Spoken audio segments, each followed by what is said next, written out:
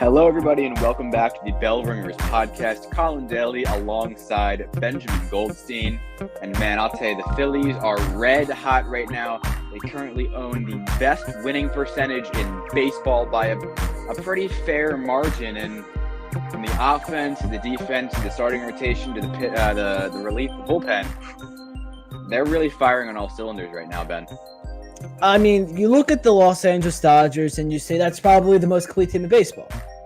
They have literally everything the Dodgers. And the Phillies, I wouldn't say under the radar, but the most complete team that's not a super team, the Philadelphia Phillies. The bullpen is, ever since May 1st, has been pretty good. The starting rotation, of course, has been dominant. And this offense, not everyone is hitting how we expected, but the guys that are hot, and it's fueling everyone around them. So, I mean, the Phillies are a complete team, and it's showing so far. What are they, 32-14?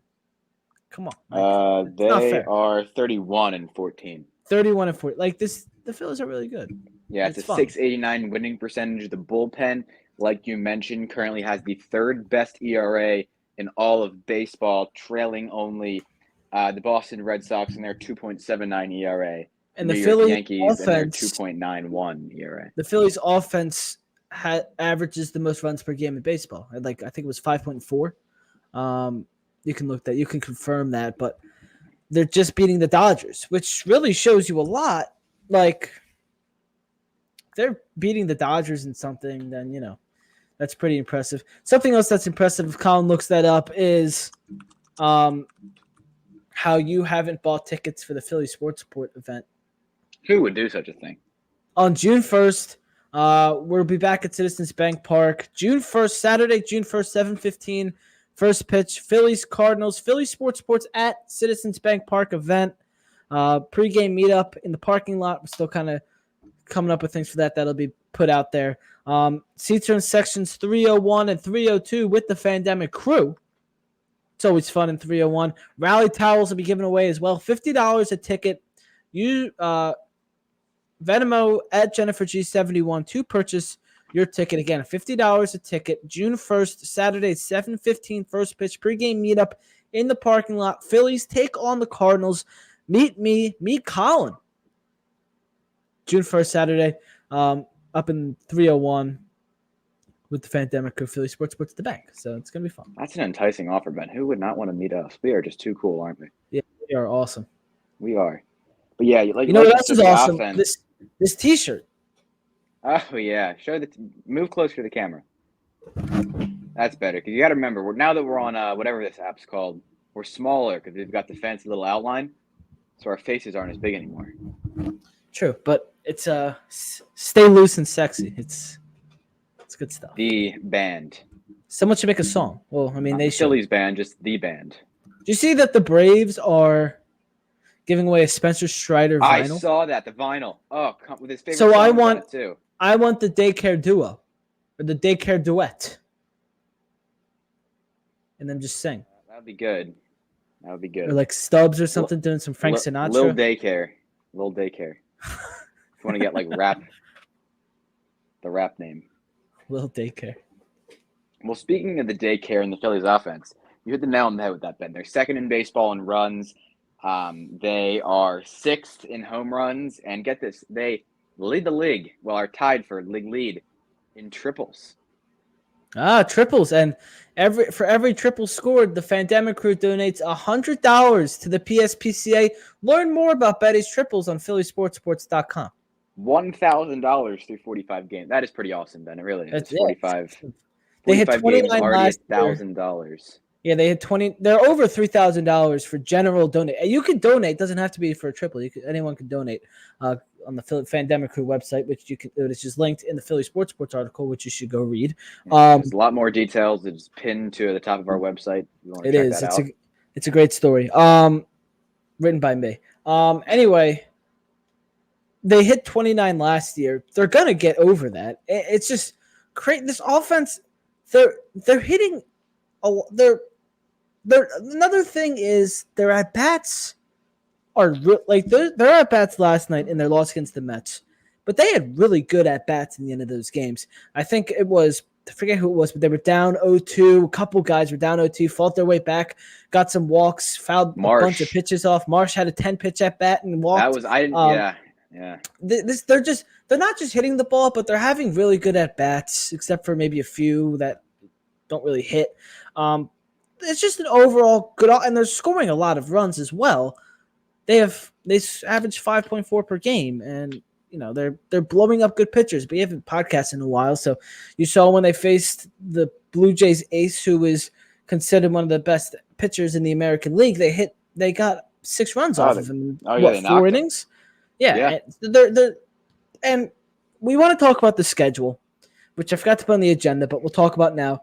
How they haven't played anyone good since the Braves. Well, it's true. They haven't played a lot of teams that are great, but everyone plays. They made it so it's equal, so everyone plays the same team. So I don't get it. And also to be complaining about the schedule, how one team has it easier than the other. Well, that's kind of weird when you both play the same teams in your division. The Braves lost the series to the Mets, and the Phillies won the series. So I don't get it. Well, not only that, but there are only, I believe it, I saw this on Twitter yesterday, X or whatever we're calling it now, yesterday. I believe there are only 6 teams in the National League that are above 500. That is true. The National League is horrible. Right, and now that they're all super teams. The Dodgers, the Phillies, the Mets, the Braves. It's all like these really good teams at the top. And because we have this interleague play now with the new rules, what was that, 2 years ago? Yeah. This is why we're seeing like the skewing of the standings now, because the American League teams are able to beat up on the National League teams, and then that's how you end up with only having one, or I guess I should say a couple of good teams in the National League, right? So we can't play ourselves, and we're above 500 teams. That brings us down to 5. That means there are 9 teams that we're going to play consistently that are not good teams. And the expectation is to beat up on those teams. And that's what the Phillies have been doing. I mean, they're 31-14, we said. Can't ask for anything more. I mean, again, right now they're, by the numbers, the best team in baseball. You can't ask for anything more than that. And they have swept a lot of these teams. They have 6 sweeps this year. It's crazy. My question to you, the interleague scheduling, do you like it? I'm not sure. The concept is good. Like, you should play every other team. But I really, really like the aspect of how often you play teams in your division. Like, I like the fact that we get to play the teams that we're competing, especially when it gets to August and September, because you can be 4 games back, 2 weeks left in the season. But if you have 6 games against the team you're competing with, there's nothing for certain. Now, if this were the case and you're 4 games back with the current schedule, you're probably not going to play that team so many more times that you're going to be able to jump them in the standings. It's kind of decided. So, and also, you very rarely play your division. Like the Braves, the Phillies played the Braves in opening weekend. Don't play them again until July. Yeah, I think like there's a 12. lot of. I think they got rid of 2 series, right?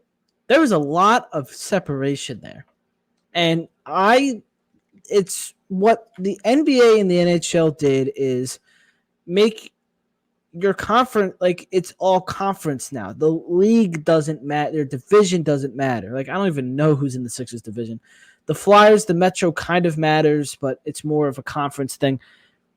The MLB, the National League East is starting to slowly not matter as much because you're playing everybody and you want the seeding in the division and the wild card. Right, and now it's having 3 wild cards. That changes everything. Yeah, it's great. That's a lot of teams. Is that half the league making the playoffs? Which the baseball was always very minimal. No, on who made it. Half the league. It's what it's the 3 wild card teams. It's 6-12, so it's 12. 30. It's almost half the league. There's 30 teams, so that's a lot, and it used to not be that much. You add you add 2 teams who are pretty usually around 500. I mean, we've seen 2 of those the last 2 years go to the World Series. It just all depends about who's hot at the right time. So can you really 40% diss of the it? No. league. That's a big number. 40% of the league makes the playoffs. That's kind of a large number, and I don't like that. But going back to the interleague schedule, I like it how it used to be, where you play your National League East or whoever's in your division opponents a certain amount of times, like the Mets or the Braves, whatever, you play them however many series. That being cut, I don't like that. I like how they used to have it where you would play one other division from the opposite league. So, like, I think 2020. And then it rotated every year. Yeah, 2022 was an AL West AL year because we started our season against Oakland that year. Oh, we played the Yankees. No. Well, or no, maybe 2022. Yeah, I think I'm thinking 23. Okay, yeah, you're right. Yeah, 2022, right. We started our season against Oakland and ended in Houston. So that was an AL West year. And, you get – and it differentiates National League Baseball and American League Baseball. While that's kind of dead now because of the universal designated hitter, which has helped the Phillies, there was always much more strategy in the National League. You always saw more of a shift in an NL. You saw more substitutions because you had to deal with that pitcher that was hitting. That aspect has changed now, where it's both leagues are the same brand of baseball. And do I like that? Not really, because it takes a lot away from the game.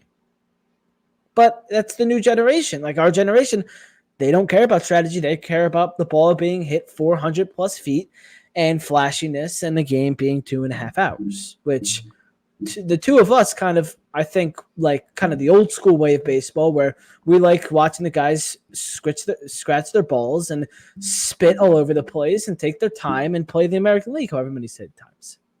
We like strategy. Yeah, right. Yeah, I agree with that. You were big in the ball itching and the playing with the cup and spitting everywhere. And all right, what else we got? We got to talk about Too Hot Stott. Yeah, let's talk about Too Hot Stott because he's pretty hot. Yeah, he is. Well, I mean, not in a baseball sense. Let's not get that out of proportion. We're talking about balls, hot hitters. Oh yeah. Get a little out of today, right?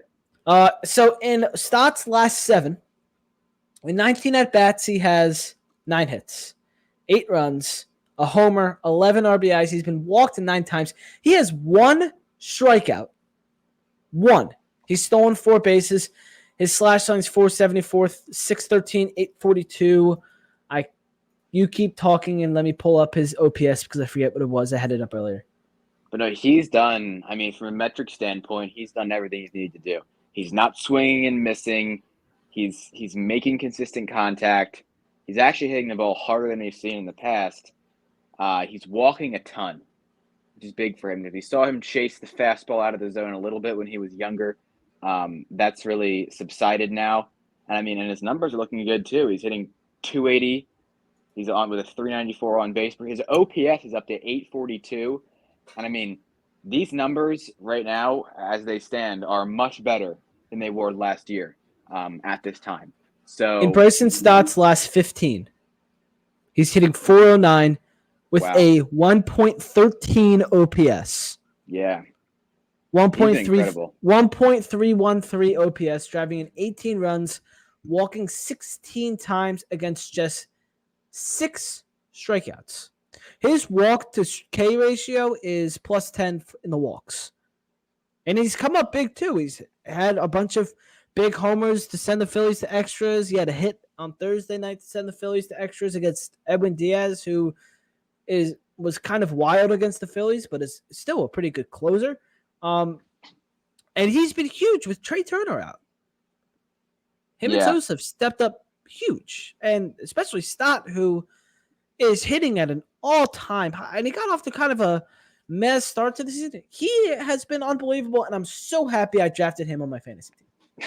He's probably helping your average at on-base percentage a ton right now. Yeah. I mean, back to the walk, talking on-base percentage, back to the walk thing. What's incredible is this season, he has I should go back. Last season, in 2023, he was walking a 6.1% clip. which is in the 19th percentile in baseball. This season, he is walking in 15.5% of his at-bats, which is in the 97th percentile, Ben. And the other one that I want to point out, because he's not necessarily always, like smacking the ball like we'll see guys like Harper and Schwarber, who else is like, and Turner doing, but he hits the ball, he barrels the ball so often. It's not always, a line drive into the gap or over the fence, but like last night we saw him come up with a big hit because he got the bat of the ball and found a hole in the infield. Right, he's hitting his launch angle sweet spot percentage, which I guess is just the amount of time that you elevate the ball, hit it in the sweet spot, is 39.6%, which is in the 84th percentile. And that's something that we saw him have success doing last year. And now that he's really found that groove this year, he's been a huge tool for the Phillies offense.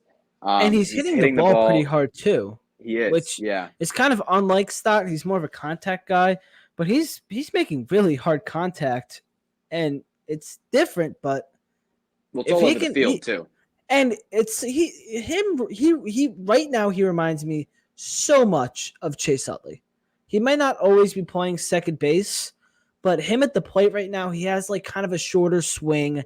He's starting to hit the ball for power off field. This is what Chase Utley used to do. And I'm not putting out that the Bryson Stott's going to be like Chase Utley at all.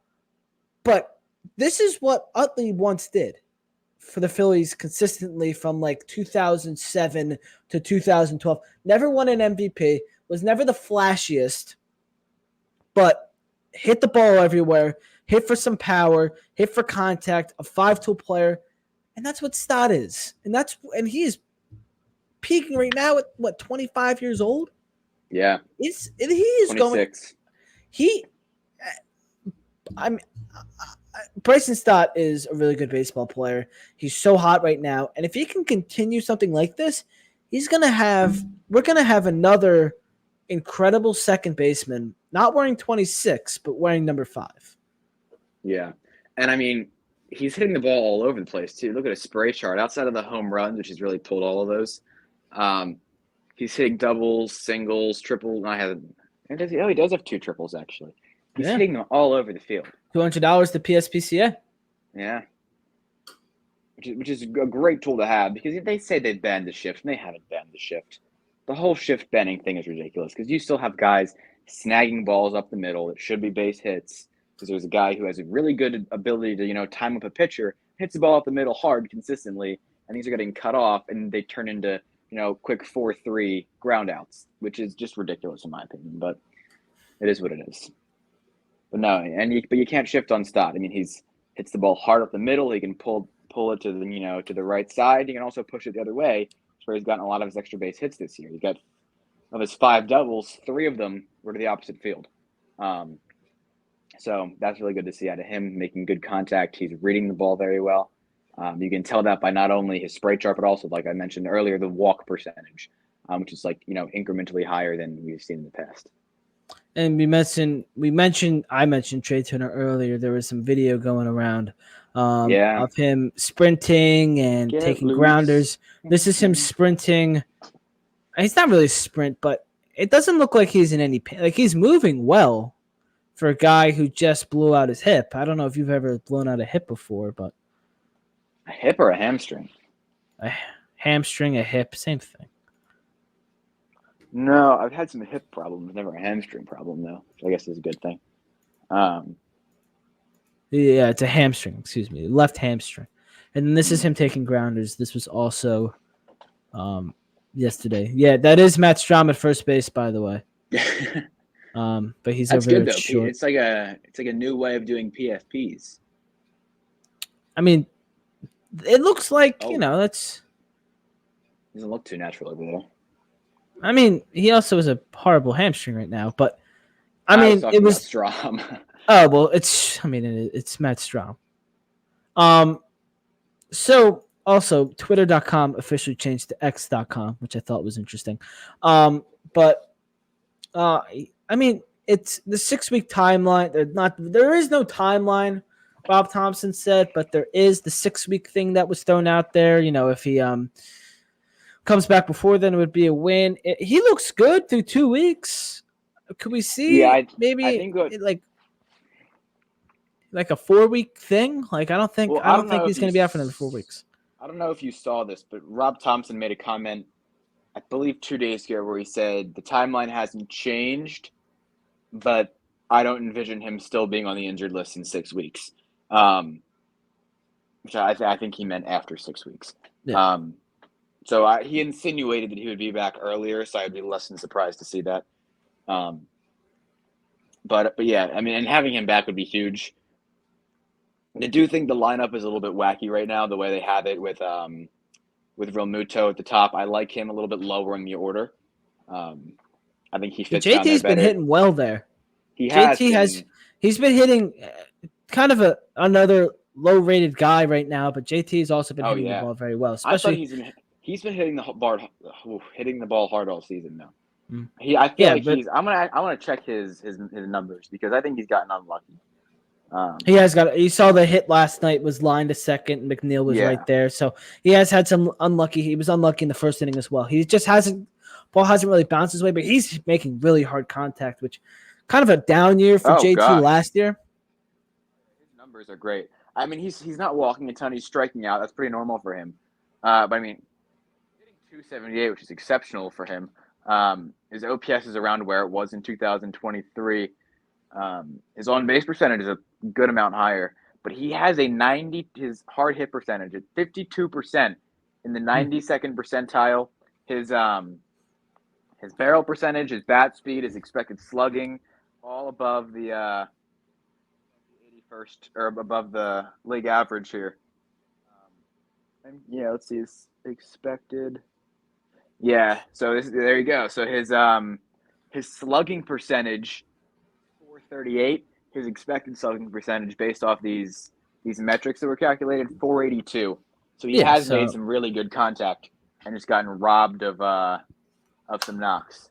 I feel like JT's always the one getting robbed. You saw Game 5 of the World Series a few years ago.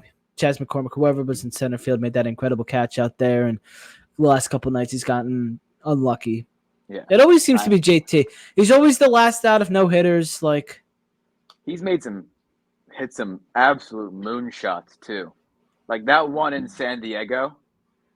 Oh my gosh, I'm looking at it now. 421 feet, 107 miles per hour off the bat. I mean, it was second deck. That was a shot.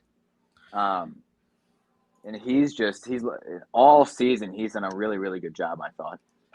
And I know we expect a ton of Bryce Harper, who kind of got off to a slower start, but his last 15, his slash line's 333, 478, 611, with 4 homers.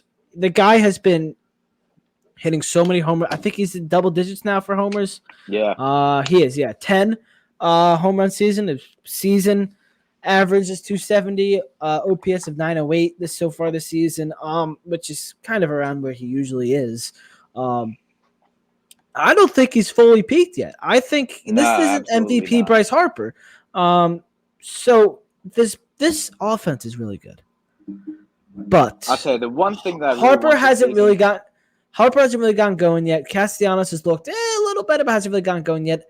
They still have a struggling Brandon Marsh right now, who I don't know, is struggling, but isn't hitting as well as he was earlier this season.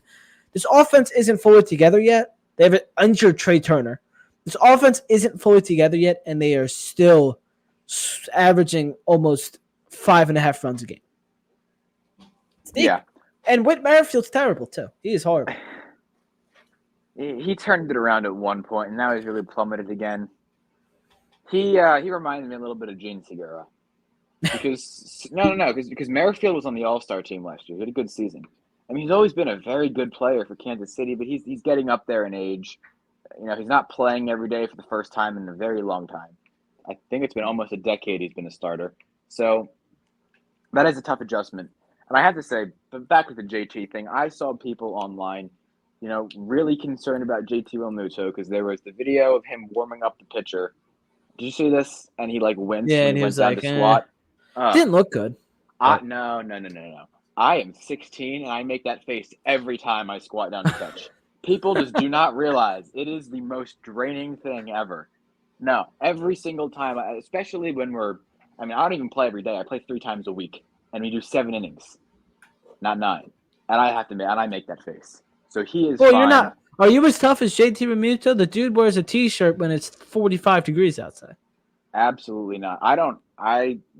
Okay, so the jersey that I have to wear for school is the most uncomfortable jersey you will ever I've ever Who most makes it? uncomfortable piece of I have no idea. I will even go as far as saying it's the most uncomfortable piece of clothing I've ever worn. So the front is like a very, very heavy material. My button is slashed in half. My second highest button slashed in half. Why is it slashed? Did you It's just get it two like that? sizes. It's 2 sizes too big for me. Maybe one or 2 sizes too big for me. But the back is like super light, so it feels like I'm weighted down on because it's so thick.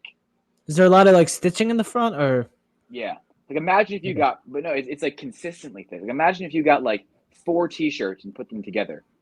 That's like the thickness of the front. But in the back is like a dry fit T-shirt like this one. So I feel like I feel like I should be leaning like this because I'm being dragged down in the front. There's no weight in the back, and they're so itchy on the inside because they're made out of a very hard, like old school uniform material. So they're old. I always have to wear something under it. Like it'll be 70 degrees out, and I'll have like a long sleeve shirt on just because I don't want to touch it with my body. I hate it that much. It's awful.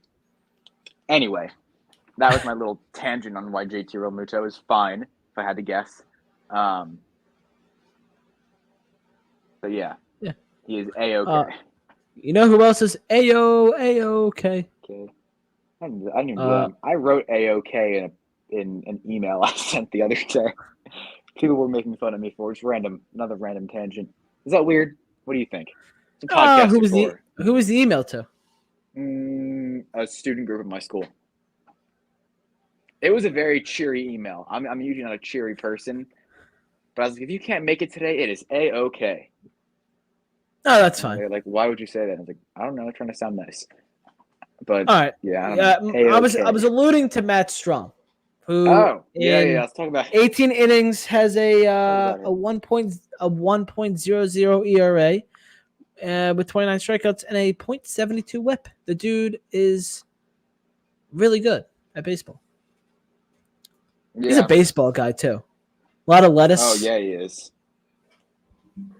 Whole lot of lettuce. Well, I got a question. This is another tangent. I'm really going off today. Have you seen his TV show? I have baseball card stuff. It's a great rain delay theater. The Card Life, I think it's called. It's rain delay theater usually consists of the quote unquote newest episode of Phillies Clubhouse, Matt Strom's thing, the 1993 Phillies yearbook, the Negro League thing, and hopefully they start doing the Phillies Nation show, which I'm excited for, with Murphy and Zielecki and forget who else is in it, but that'll be interesting. Yeah, it will be. But I'll tell you, Strom has been really good. And you know why part of the reason he's so good is because he has energy. And like you said, he's a baseball guy. He goes out there, he wants to pitch, he wants to do well, holds himself to a very, very high standard. And he's deceptive. He uses a couple different pitches. He's got the cutter, the four-seamer, the slider, the sinker. And what's unique about his 4-pitch mix that he uses is a lot of those pitches are particularly the fastball and the sinker and the slider and cutter are similar enough to one another that it's deceptive to the hitter that even if they move slightly differently, but they're different enough so there is some differentiation between the cutter and the slider and the sinker and the fastball. And that movement matters. And when you're a guy in the box trying to hit, identifying the difference between a cutter and a slider is really hard to do. And that's why you see he's gotten a lot of strikeouts recently because he's used those in an effective pattern. And part of that credit has to go to JT Realmuto and Garrett Stubbs for, I assume they're the ones calling the pitches, for recognizing these patterns and, utilizing them effectively. And he's got that weird kind of wind up with that different arm angle that can throw off a lot of guys as well. So the ball's coming out at an angle guys aren't used to. And he's just been dominant. Period. A 1 ERA. I mean, nobody's really talking about Strom because he's kind of like a guy that is kind of like a mid-inning. He's not really a flashy, but he threw a 29 couple innings. strikeouts in 18 innings. Yeah, Ridiculous. he threw a couple innings last night and was a big reason the Phillies stayed in that game because Walker went down, which could be an issue, which I do want to get to. I mean, Strom's just been really good, flat out. Good for Strom. Good for his card show. Yeah, you're right. I mean, even Alvarado hasn't gotten a ton of strikeouts this season. Strom's really been their guy out of the pen. He's gotten. I mean, Kirkering, he had 3 last night, but before that, he wasn't striking a ton of guys out. Like I said, they haven't been utilizing to strike out a ton. But when they have, it's been Strom. He's He's been I want also. You mentioned Orion Kirkering. Yeah, ever since he's been back, he has been flawless. I want to say. Yeah, he had one rough outing, and outside of that, he's one. And I mean, is there anyone who can really complain about the bullpen right now? I mean, Hoffman. Last night. Thursday night, the Hoffman and Alvarado pass balls did lose in the game. But I mean, and those are those two have been consistently good out of the pen for the last 2 seasons. I'm not worried about. Your starter did go down in like the 4th inning. Yeah. So. And Alvarado also seems to have gotten his velocity back a lot now, which I know was a thing at the beginning of the season. He was like sitting 95, 96. He pumped it up to 100. Either was it Wednesday night or last night. I can't remember. It was one of the two. And yet, Taijuan Walker, the thing with him, left foot, big toe contusion, which is kind of a funny injury. Not for a pitcher though, because he's a righty, right? So that's his landing foot. That is his landing foot. That's gonna hurt. Yeah, it was originally it looked like he could walk it off, and then the soreness kind of came, and he couldn't walk. He needed help getting off the field. I don't know if he'll miss his. They might just skip him his next start because they have the off day on Monday, and he would go that kind of day. So maybe they just skip right over him and then flip it on to Tuesday. But they also, they have Spencer Turnbull, who's still stretched out. So yeah, he's stretched out. He's pitched a lot. He pitched, I think, 3 innings on Wednesday. So I mean, it's not a problem because you have Turnbull there, and Turnbull, he's ready to go. But the thing with Taijuan Walker is this is going to lose him some more reps because he didn't really have a spring training, and now he's got another injury. We'll see what happens. I'm not totally worried about it because Turnbull is there, and I do like Spencer Turnbull. But I mean, I'm trying to root for Taijuan Walker, and it's just these injuries, and I don't know. He's been okay in his kind of turn, and he's a competitor. He wants to be out there. He was visibly frustrated last night. It's tough. Yeah, no, it is, and I do. It is hard. It's really hard because you want to. Turnbull deserves the opportunity. I would argue more than anyone on the team because of I mentioned this. I can't remember if I mentioned it on here. I'm sure I did, but I'll say it again because I think it's so valuable. He was a pretty highly respected, highly regarded, I think is a better word, prospect in the Tigers organization. He came up, he struggled, he started to find his groove. He had to get Tommy John surgery. He came back from that and struggled. He gets shouldn't say dumped by the Tigers. He's released as a free agent by the Tigers, and then he gets signed to a contract by the Phillies. And the only reason he's not in the rotation right now is because he's only getting paid $2 million because he had that surgery. If he hadn't had that surgery and kept rolling, because he was really good before he had that surgery, hitter. He would be making triple digits right now. But he's not. Maybe not triple, but at least double. Definitely double. Not $2 million. And it's not fair at all. But where I wrote that's business.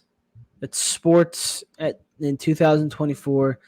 The higher paid guy is going to get the advantage because he's getting paid more money. And baseball is so out the window right now that these contracts are ridiculous.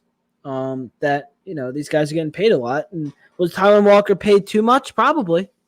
And I But did a full breakdown of this in one of the series recaps too, because there's but the thing is yes, it is a business decision, but there's also two ways to look at it, because the idea that everyone focuses on is that the front office wants to show that to impending free agents that if we sign you to a big time deal, you're going to get every opportunity to play, regardless of what obstacles are in your way.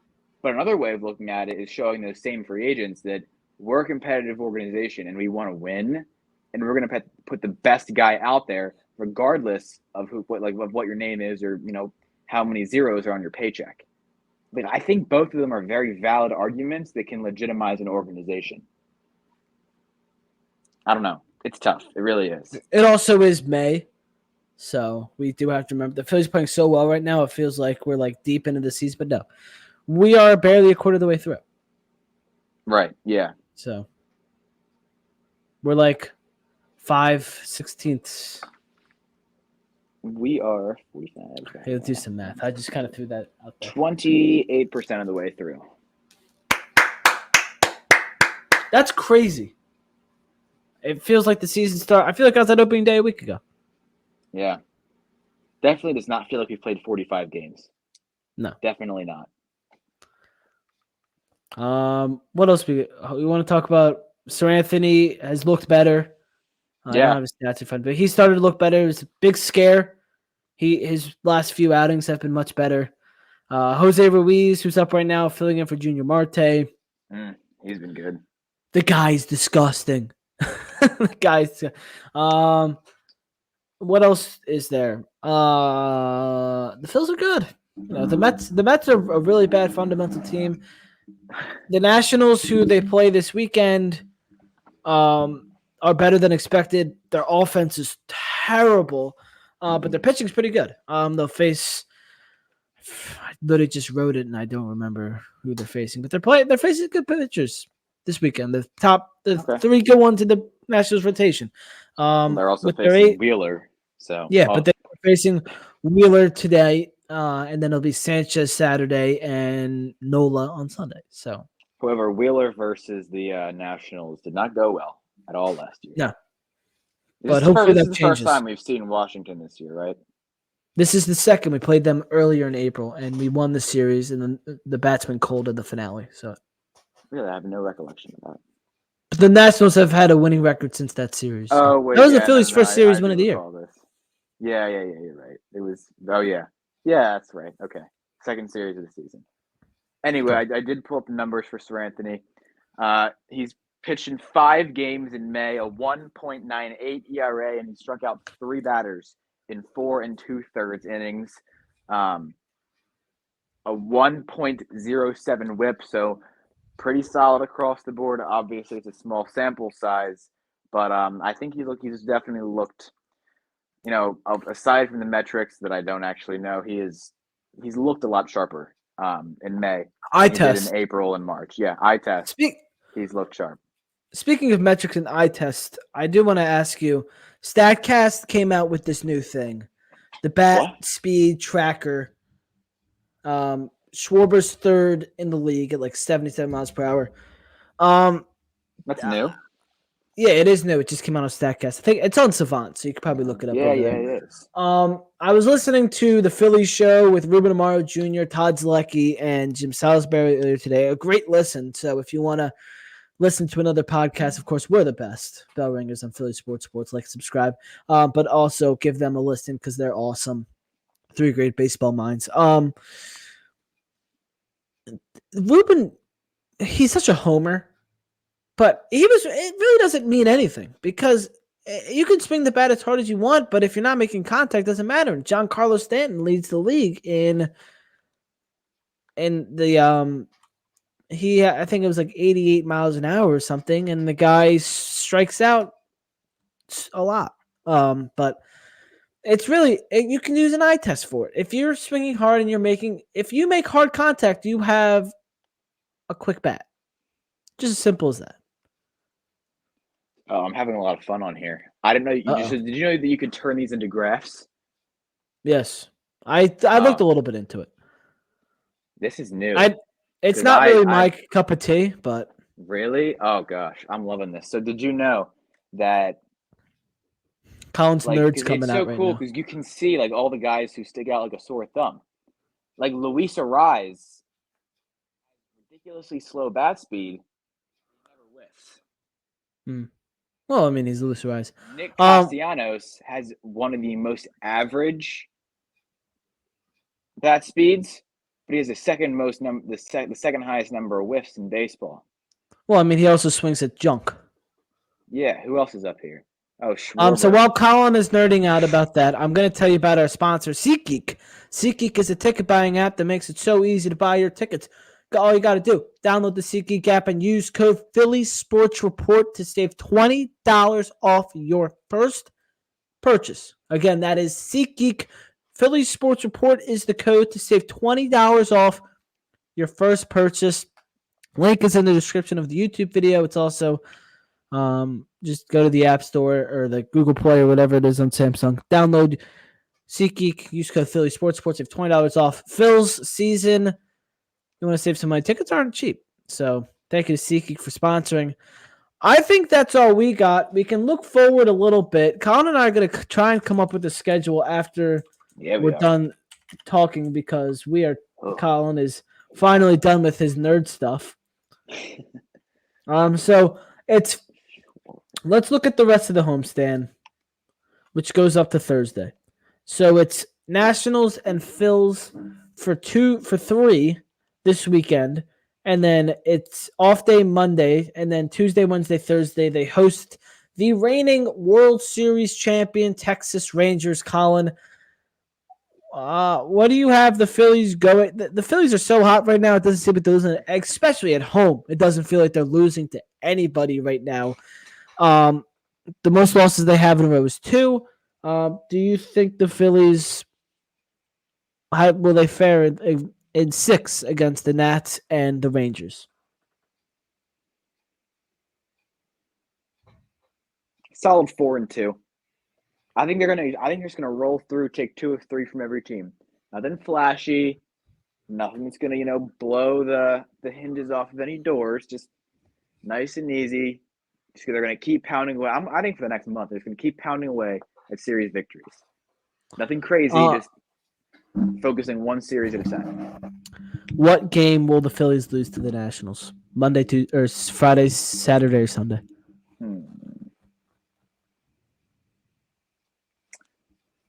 Whenever Walker pitches. Taijuan Walker is not pitching. Well, that's in the Rangers series. He's gonna mess up. So we want Turnbull back. So it's this series against the Nationals. It's Wheeler, Christopher Sanchez, Nola. So which? Nola. No. Yeah. They think they win the Christopher Sanchez start? Yeah. I like Sanchez. I'm a Sanchez supporter. All right. We support Sanchez. Did you know that? Fun fact for you. I don't know if it's fun, but I think it's fun. Kyle Schwarber has the second highest number of whiffs in all of baseball. And with that... Sorry, not whiffs, swords. It's even better, swords. That's embarrassing. He's gotten sworded 11 times this season. And with that, on that note, we're going to end this podcast. Thank you, everybody, for listening. If you like what you're listening to, make sure to subscribe and like. And follow us on the podcast apps or whatever you do. We're on all social media, Philly Sports. Bell Ringers has a Twitter account. Follow us too as well. Thank you, everybody, for watching. Thank you to SeatGeek. Again, June 1st, Section 301, pregame meetup as well. Phillies, Cardinals, Philly Sports Game at the Bank. Venmo, $50 at Jennifer G71. Thank you, everybody, for watching and listening. Go Phils. Be there or be square.